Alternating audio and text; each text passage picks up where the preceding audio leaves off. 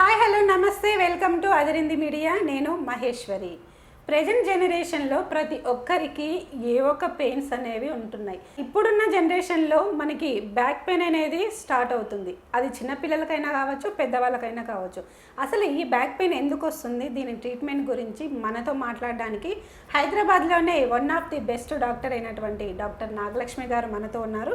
వారిని అడిగి తెలుసుకుందాం. హాయ్ మ్యామ్, నమస్తే. ప్రేక్షకులకు నమస్కారం అండి. నేను doctor Nagalakshmi Patnala, senior consultant pain physician, Libero neuro and pain clinic అండి, ఆపోజిట్ గాంధీ హాస్పిటల్, సికింద్రాబాద్. ఇవాళ కామన్ బ్యాక్ పెయిన్ గురించి, లో బ్యాక్ పెయిన్ గురించి డిస్కస్ చేసుకుందామండి. బ్యాక్ పెయిన్ అనేది ప్రతి ఒక్కరికి వస్తుంది. ఎందుకంటారు మ్యామ్? అసలు మెయిన్ రీజన్ ఏంటిది బ్యాక్ పెయిన్ రావడానికి? ప్రతి ఒక్కరి లైఫ్లో ఎప్పుడైనా సరే from childhood to adulthood to the geriatric age, ముసలోళ్ళు అయ్యేలోపు అందరం ఎప్పుడో ఒక స్టేజ్లో బ్యాక్ పెయిన్తో సఫర్ అవుతాము. అది సడన్ ఏదైనా పట్టేసుకోవడమో లేదంటే షియాటికా అని కామన్గా అంటాము. బట్ షియాటికా ఒక్కటే కారణం కాదండి, బ్యాక్ పెయిన్కి చాలా చాలా కారణాలు ఉంటాయి. సో పిల్లలు కానుంచి స్టార్టింగ్ బ్యాగ్ వేసుకునే మెథడ్ కానివ్వండి, కూర్చునే పద్ధతి కానివ్వండి, ఇవన్నీ కూడా బ్యాక్ మజిల్ స్ట్రెయిన్ అవ్వడానికి కారణం అవుతాయి. మన వెయిట్ గెయిన్స్ కానివ్వండి, ప్రెగ్నెన్సీస్ కానివ్వండి, ఏంటి అంటే మజిల్స్ రిలాక్స్ అయిపోయి మజిల్ స్ట్రెంగ్త్ పోయి కూడా క్రానిక్ బ్యాక్ స్ట్రెయిన్ కింద అనిపిస్తుంది. అదే క్రానికల్గా నెగ్లెక్ట్ చేస్తే బ్యాక్ పెయిన్ అవుతుంది. సో బేసికల్గా మనం బరువులు ఎత్తినప్పుడు కానీ, మన స్కూల్ బ్యాగ్స్ కానీ, హ్యాండ్ బ్యాగ్స్ కానీ, ఏదైనా పట్టుకునే విధానం కానుంచి everything will affect your back. The way you sit will also affect your back. So మామూలుగా టీవీ చూస్తున్నప్పుడు, ఏదైనా కోస్తున్నప్పుడు, ఏదైనా చూస్తున్నప్పుడు వంగి కూర్చోవడం అలవాటు.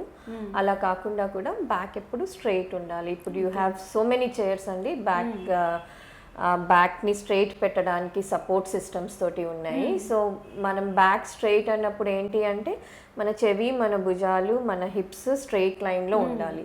That is a correct posture for sitting. అది చిన్నవాళ్ళకి కానివ్వండి, పెద్దవాళ్ళకి కానివ్వండి, ఎవరికైనా కానీ correct posture of sitting is very important. ఇంతకు ముందు కాకుండా ఇప్పుడు స్కూల్ పిల్లల్లో కూడా చాలా చూస్తున్నాము, కాలేజ్ పిల్లల్లో కూడా చాలా చూస్తున్నాము. సో ఎస్, స్పోర్ట్స్ ఇంజరీస్ కూడా can cause sudden twisting, turning movements అయినప్పుడు కూడా బ్యాక్ పెయిన్ వస్తుంది. అండ్ బ్యాగ్స్ అవన్నీ ఎత్తినప్పుడు కూడా చాలామంది కాలేజ్ పిల్లలు పర్టికులర్గా ఒకటే సైడ్ స్టైల్గా వేసుకుని తిరుగుతూ ఉంటారు. అలా కాకుండా రెండు షోల్డర్స్కి సపోర్ట్ బ్యాగ్ వేసుకుని అప్పుడు స్పైన్కి సపోర్ట్ వస్తుంది. ఒక సైడ్ స్పైన్ స్ట్రెయిన్ కాదు కాబట్టి that is one way to prevent a chronic back pain commonly seen in college people. So మనం వేసుకునే బ్యాగ్ పద్ధతి కానీ, నడిచే పద్ధతి కానీ, కూర్చునే పద్ధతి కానీ చాలా చాలా ఇంపార్టెంట్. బ్యాగ్ వెయిట్ వల్ల కూడా పిల్లలకి ఆ పెయిన్ అనేది స్టార్ట్ అవుతుంది. సో ఎంత వెయిట్ అంటే ఇప్పుడు వెయిట్ వల్లనే ఉంటుందా, లేదంటే ఇంకా వేరే ఫర్దర్గా ఏమన్నా రీజన్స్ ఉన్నాయా? వెయిట్ వల్ల కూడా ఉంటుందండి. జనరల్గా ఏదైనా బ్యాగ్ అది కింద పెట్టినప్పుడు దాన్ని తీసేటప్పుడు ఒంగుని తీసేస్తాము. That can also cause a back pain. So ఎప్పుడైనా నేను వస్తువు కింద నుంచి తీసేటప్పుడు మనం కూడా కింద కూర్చుని వస్తువుతో పాటు పైకి లేసినప్పుడు బ్యాక్ స్ట్రెయిన్ తక్కువ ఉంటుంది. అండ్ ముందు చెప్పినట్టుగా బ్యాగ్ అది ఈక్వల్ వెయిట్ డివైడ్ అయ్యేటట్టు పెట్టుకుని, దాని థ్రెడ్స్ కూడా ఏవైతే ఉంటాయో అవి రెండు సైడ్లు ఈక్వల్గా ఉండేటట్టు చూసుకుని, ఎక్కువ స్ట్రెయిన్ కాకుండా, బ్యాక్ స్ట్రెయిన్ కాకుండా ఉండేటట్టు చూసుకోవాలి. లేదు అంటే this will only cause your chronic back pain. Diet is important. Sunlight exposure, vitamin డికి, కాల్షియంకి, ఇదంతా కూడా చాలా ఇంపార్టెంట్. బోన్ స్ట్రెంగ్త్ మెయింటైన్ అయినప్పుడే మీ బ్యాక్ మజిల్ స్ట్రెంగ్త్ మెయింటైన్ అవుతుంది. ఇప్పుడు మీరు క్రానిక్ బ్యాక్ పెయిన్ అన్నారు కదా, అసలు మామూలు పెయిన్కి ఈ క్రానిక్ బ్యాక్ పెయిన్కి తేడా ఏంటి మేము?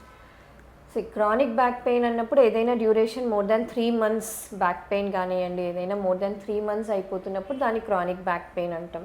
ఒక్కొక్కసారి సడన్గా కింద నుంచి ఏదైనా వస్తువు తీసినప్పుడు నడుము పట్టేసిన ఫీలింగ్ ఉంటుంది. అది సింపుల్ మెడిసిన్స్, రెస్ట్ తోటి 2-3 రోజుల్లో తగ్గిపోతుంది. బట్ అలా కాకుండా కొందరికి ఏంటంటే పెయిన్ కంటిన్యూ అయ్యి 3 months దాటినా ఉంటుంది. దాన్ని క్రానిక్ పెయిన్ అంటాము. సో బ్యాక్ ఇన్వాల్వ్ అయినప్పుడు క్రానిక్ బ్యాక్ పెయిన్ అంటాం. సో ఇప్పుడు మనము పిల్లలకు బ్యాక్ పెయిన్ గురించి మాట్లాడుకున్నాం. ఇప్పుడు పెద్దవాళ్ళకి కూడా చాలా పెయిన్ అనేది వస్తుంది. సో ఎక్కువ ఓవర్ వెయిట్ ఉన్న వాళ్ళకు కూడా పెయిన్ అనేది వస్తుంది. సో ఎందుకంటారు? ఇప్పుడు పెద్దవాళ్ళకు మెయిన్ రీజన్ ఓవర్ వెయిట్, అంటే వెయిట్ లేని వాళ్ళు కూడా బ్యాక్ పెయిన్తో బాధపడుతున్నారు. సో దీనికి ప్రధాన కారణం ఏంటి? అదే మనం ముందు చెప్పినట్టు పిల్లల్లో ఏవైతే ఫ్యాక్టర్స్ ఉంటాయో పెద్దవాళ్ళల్లో కూడా అవే ఉంటాయండి. బరువులు ఎత్తేటప్పుడు ప్రాపర్గా ఎత్తకపోవడము, లేదు కూర్చునే పోస్చర్ ప్రాపర్గా లేకపోవడము. అండ్ బ్యాక్ పెయిన్ అని వెనెవర్ బ్యాక్ పెయిన్ గురించి మాట్లాడుతున్నప్పుడు ఒట్టి డిస్క్ ఇష్యూ కాదు, షియాటికా ఒక్కటే ఇష్యూ కాదండి.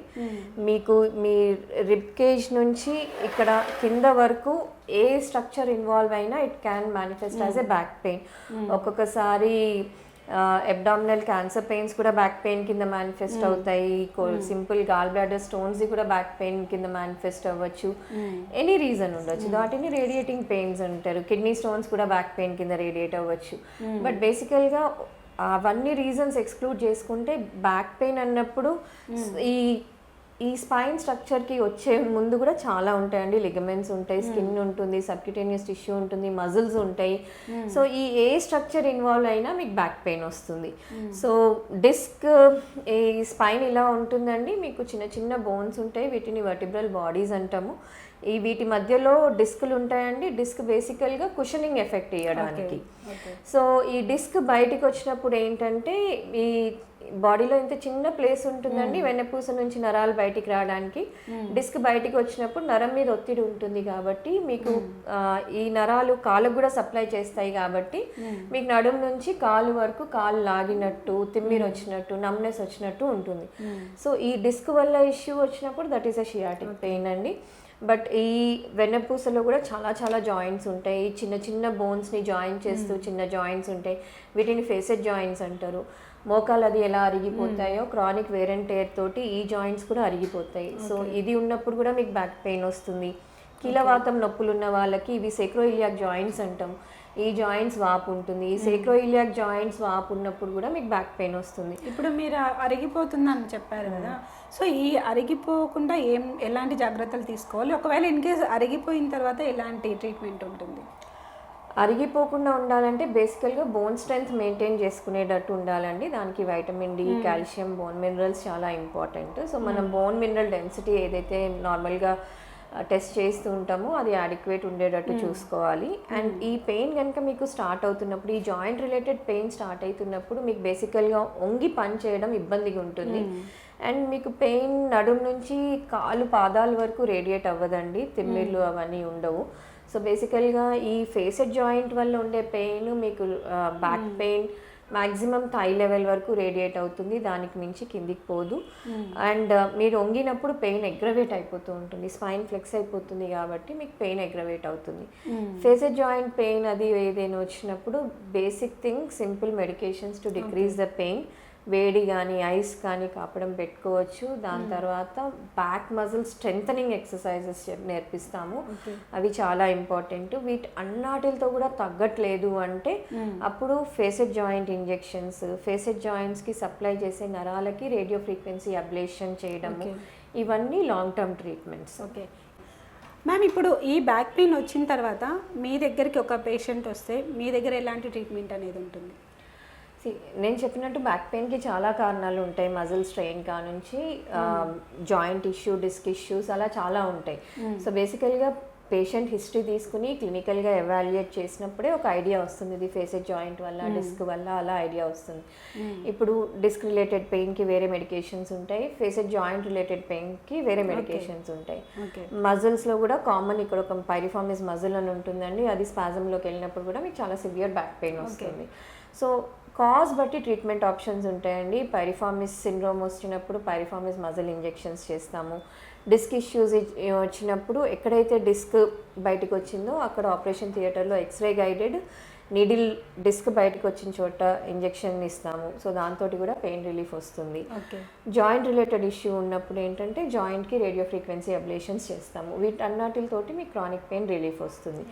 బట్ డిస్క్ ఇష్యూ ఉన్నప్పుడు కూడా there are some entities which is very important అండి, రెడ్ ఫ్లాగ్ సైన్స్ అంటాము. సో మీకు మజిల్ వీక్నెస్ వచ్చింది, కాలు ఎత్తలేకపోతున్నారు, మోటార్ వీక్నెస్ ఉంది, సెన్సరీ టోటల్ లాస్ ఉంది, మూత్రం ఆపుకోలేకపోవడం, బ్లాడర్ ఇన్కంటినెన్స్ ఉంది, లేదు బాగా వెయిట్ లాస్ అయింది, లేదు అంటే ఫీవర్, టెంపరేచర్ ఇవన్నీ ఎక్కువ ఉంటున్నాయి అంటే ఇవన్నీ రెడ్ ఫ్లాగ్ సైన్స్ అంటామండి. రెడ్ ఫ్లాగ్ సైన్స్ ఉన్నప్పుడు compulsory scan is very important. And ఒక ఎంఆర్ఐ స్కాన్ చేసుకుని ideally they are candidates for surgery.